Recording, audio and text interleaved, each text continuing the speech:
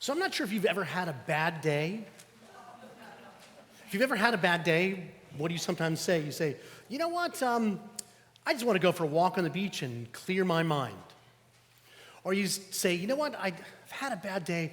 I just need to get my mind off of things. Well, Paul is talking to us about not having a bad day, but talk about having a bad time. He's in prison. He's in Rome. He's under lock and key with the Praetorian Guard, and he's awaiting his execution. And yet he's talking to us about a peace that passes all understanding, that guards his heart and his mind in the knowledge and love of Jesus Christ. And then he even goes on to, if you go from verses 8, we ended at verse 9, but if you go further on, he says, I've learned the secret of contentment, whether I have a whole lot or whether I have a whole little, to just be happy. The secret of happiness, the secret of peace. So Paul tells us three things that we can get out of this passage. Three keys to peace. He tells us that there's thinking, there's thanking, and there's loving. See, we're done. Let's go. Now, thinking, thanking, and loving. Now, let's say there's a whole list of fruits of the Spirit, or fruit of the Spirit, better said.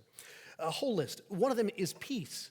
Now, when you think about joy as one of those in the list, you think, what's the opposite of joy? Well, it's sorrow. What do you think the opposite of peace is? And you could turn on the news and you say, you know what? I know what the opposite of peace is. It's war. Well, you know what Paul actually says? It's not. Do not be anxious about anything. Do you know what the opposite of peace is? Debilitating worry. Think about it. You could go back millennia. Debilitating worry about your watering hole would make your tribe fight another tribe. What Paul is saying here is that if you want a peace that passes understanding, if you want to banish debilitating worry, if you want to banish anxiety from your life, here's the three things that he would like you to think about. He says there needs to be thinking, there needs to be thanking, and there needs to be loving. Thinking. Now, in Paul's age, you had two main sort of philosophical systems that would help you achieve peace in the Greco-Roman world. You had your Stoics. They're your stiff upper lip kind of folks that said, don't think about it too much. Just face the troubles of life head on. Or you had on the other extreme, your Epicureans, the folks that Paul quotes saying, eat, drink, and be merry, for tomorrow we die. But either of those two, whether you're the Stoic on one side or the Epicurean, you're a stiff upper lip kind of Brits versus your party animal kind of Americans, right? Sort of thing. You know what I'm talking about. Both of those systems are telling you, don't think about it. Get your mind off of it. Go for a nice walk on the beach. Take your mind off the problem, and then you're going to have peace. And we may not do it that way. We may do it differently. And look, I've had therapy, so I think there's nothing wrong with therapy, right?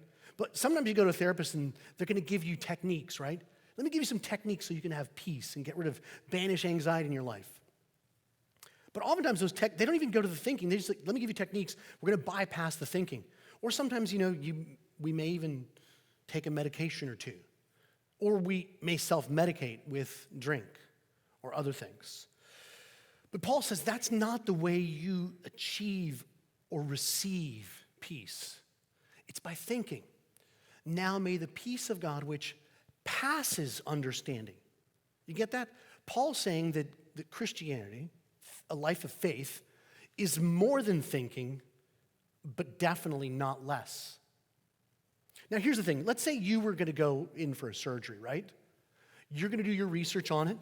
You're going to go to the Mayo Clinic website. You're going to call up Shands. You may even call up Hank and ask him for his expert opinion. The whole point is you're going to do your research. You're going to think through it. The way you get peace is not by stopping thinking, but by thinking more. And think about it. What does Paul say, right? He says, finally, brothers and sisters, whatever is true, whatever is noble, whatever is beautiful, whatever is pure, whatever is holy, think of such things. He's telling us we need to think. Don't throw your faith is not this idea of we stop thinking. In fact, it's thinking more deeply, meditating. That's the word when it says think. Finally, brothers and sisters, think on such things, right? Blessed is the man who does not walk in the counsel of sinners or stand in the way of the wicked or sit in the seat of mockers, but his delight is in the law of the Lord.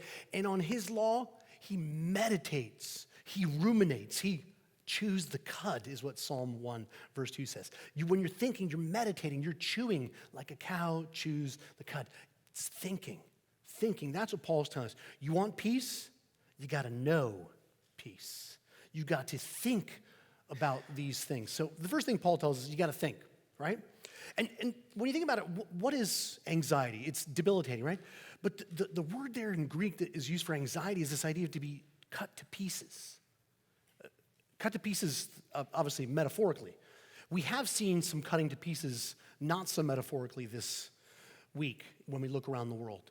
But that cutting to pieces happens because inside we are cut to pieces. We have to deal with the insides first before we can even do anything out there. But here's the thing.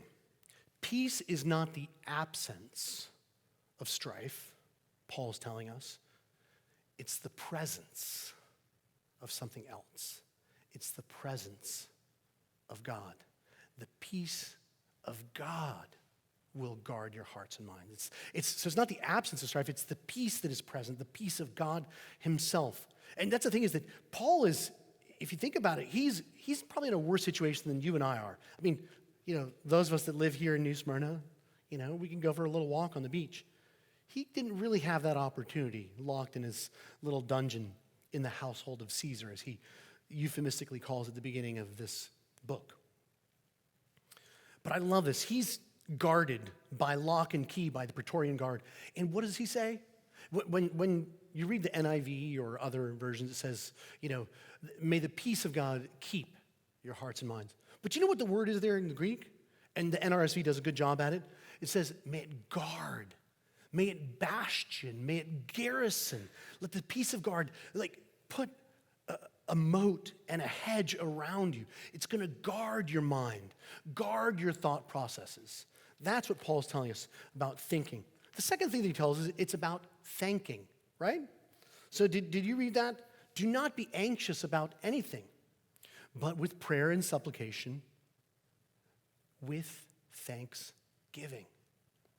Now, I was reading recently in Forbes, and Forbes had a whole article on the medical benefits of Thanksgiving. Now, I know Thanksgiving is a few weeks from now, but the point is this. There's thinking and then there's thanking. Thanking does 5 things for us, this article from Forbes said. 1, it helps elevate our mindset. It gets us out of our own little groove that we're in. The world is bigger than you, and you didn't make it all on your own. So thanking brings you out of your own mindset. The second thing that it does, it helps regulate your emotions. When you're thankful, there's a physiological response that your body does.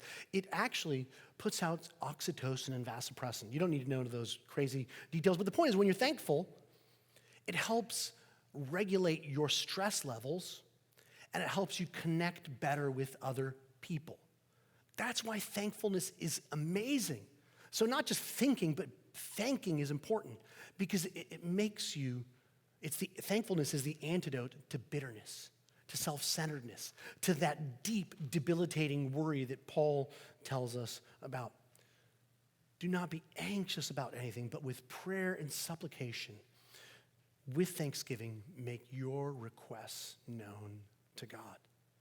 Now, think about it this way, how many of y'all, well, you don't have to do a show of hands, but many of us, before we eat dinner or lunch, we'll say grace over the meal, right? Or do you wait till actually after you've eaten the meal, actually, I really enjoyed that, now I'm going to thank God for the food, right? Think about that. Our very process by which we eat and the way we do it is we actually sit and we say thank you before we've even tasted it. That's the Christian response. If you're waiting to say thank you to someone until they do something nice to you, you're going to be waiting a while. And that's what Paul's saying is, if that's what you're waiting for, you're going to create a cycle of bitterness and a cycle of unthankfulness. And that's just going to create that anxiety that angst that you don't need and I don't need. Paul says, you need to be thinking, you need to be thanking. You need to be thanking. But the third and final thing that Paul tells us is that we need to be loving. So what does he mean by that? It'll guard your hearts and your minds. So the mind is the thinking, right? But the heart is this love, this amazing emotion. Just like I said, Christianity is more than thinking, but not less. Christianity is also more than feeling, but not less. I like reading old books because old books, I can see their blind spots. I can't see my own blind spot, but I think I can see cultural moments that someone in the 4th century didn't have that I kind of can identify. So I like reading St. Augustine because there's these truth bombs that he can just drop on me. And so in this, St. Augustine puts it this way. He says, only love of the immutable can bring tranquility. Only the love of the immutable can bring tranquility. Now, what did he mean by that? See, the Stoics and the Epicureans, these, the party animals and the deep-thinking philosophers had a way of trying to bring that tranquility. And they said, you can get that tranquility by doing a bunch of different things. But what Augustine said is that actually, only something that can't be shaken will give you true poise, will give you that peace that passes all understanding. Now, try this exercise. When you go home today, just go and love the immutable. So like an hour from now, go home, eat your dinner or eat your lunch, and then just love the immutable for like 5 minutes and see how that goes for you. What? It doesn't make any sense because it's very abstract. The whole point is that, and I could go with the whole quote from Augustine, but he's too phenomenal to like read the whole quote because he's so florid and amazing that you'd lose the forest for the trees. But the point is, what he's saying is that it's very abstract. And he tells us, don't deal with the abstract because it's not going to work for you. Like we talk about ideas of truth or beauty or justice, right? Finally, brothers and sisters, whatever's true, whatever's noble, whatever's beautiful, think of such things, right? Oh, that's immutable. But here's the thing. Only love of the immutable can grant tranquility. And I'm reminded of 1 Corinthians 13, right? Love is patient. Love is kind. Love keeps no record of wrongs. And you could keep going on in that list. And you could even have a nice devotional life and open up 1 Corinthians 13 when you go home and throw your name in there, right? And it would say, Jane is patient. Jane is kind. Rita keeps no record of wrongs. But you all know that if I were to put Peter's patient or Peter's kind, or even if you put your name, you probably wouldn't match up to that whole list. It's a great list, but I'm not sure we would match up to that whole list in there. Only love of the immutable can grant that peace that passes understanding. And here's the thing. When you read love, that sounds very abstract. But if you make it concrete into a person, think about it. Jesus is patient. Jesus is kind. Jesus keeps no record of wrongs. And what do I mean by that? So if you've ever read the authorized version, the King James version of 1 Corinthians 13, it says, doesn't say love is patient. It says love is long-suffering. Because you see, patience is what I show my iPhone when it doesn't work. Long-suffering is what you show a human being when they don't work. Long-suffering is what God the Father shows his creation when it doesn't work. And the prophet Isaiah puts it this way. He says, when he's talking about the cross, about Jesus Christ, he says, and the punishment of our peace was laid upon him. For Jesus Christ has become our peace, Paul says in the book of Ephesians. Jesus is our peace. I was reading a commentary from someone who was a doctor and also a biblical scholar, and he was detailing how first century crucifixions would have looked. And by most accounts, and what we know medically, is that as you crucified someone, it would have taken 3, 4, 5, 6 hours to die on a cross. But within the last hour of them dying on the cross, it would have been they would have died from exhaustion. They would have died from asphyxiation. So it would have just been a kind of tranquil, peaceful going in the last hour or so. The first 2, 3 hours would not have been peaceful at all. It would have been very grotesque. But the point is, the last hour would have been very peaceful. But what this scholar was saying is when you read the gospel accounts, Matthew, Mark, and Luke, and John, it says that Jesus, at the very end, with a very loud voice, there's no peaceful passing there. He's crying out, and he says, "It is finished." And that peace that passes understanding is given to us. And as you look at the Middle East right now, you're seeing mothers and fathers that have seen their sons and daughters die. We don't have a God who is aloof from that. We have a God who knows what it's like to lose a son on the cross.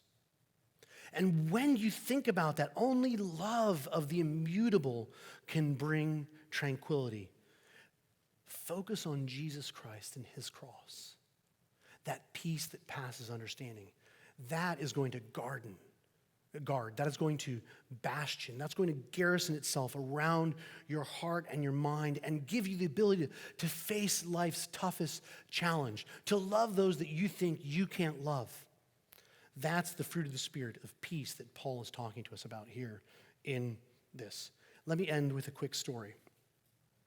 There's a hymn called "When Peace Like a River Attendeth My Way." It was written by Horatio Spafford in the late 1800s. His wife and 4 daughters were on a journey across the Atlantic going to England. And the ship sunk, and all of his 4 daughters died. When they found his wife, she was unconscious. They were able to rescue her, and she arrived in Liverpool, and she sent back a telegram with only 2 words, because it was very costly. They charge you per word when you send back. And she sent 2 words: saved, alone.